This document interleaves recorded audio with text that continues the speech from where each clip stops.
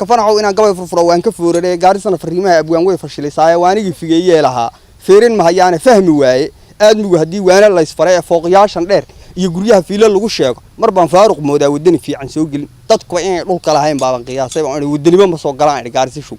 xilligaas waliba dhacdooyin kala taagnaa oo aad iyo aad u fara badan oo waxay intana lagu soo duulay magaalada qob iyo qac annaga dhanb colaadna la gelin gaadhay ay ahayd halis gal ilaahay baan dhaafiyay hadda colaadii balaayadii gaarisana fariimaha abwaan way fashilisay waanigi figeeyay lahaa feerin ma hayaana fahmi waaye aadmigu hadii waana la isfaray fooqiyaashan dheer iyo guryaha fiilo lagu sheego mar baan faaruq moodaa wadani fiican soo gelin waa dhaliisha ugu dambeysay ee bilaadan la dhaliilo mar hadaan iriba faaruq baan magaaladii mooday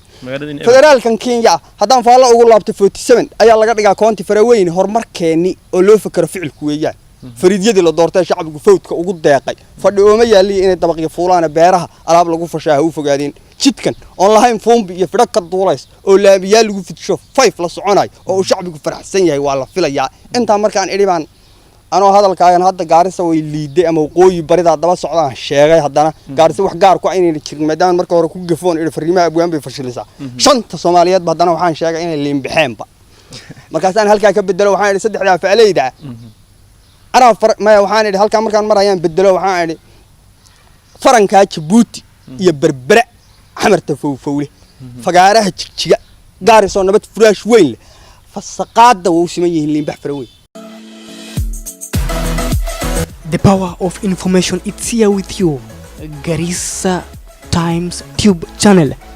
brings you updated news as it happens. Whatever you just need like is just click the like button, then give us a subscription at the bell sign.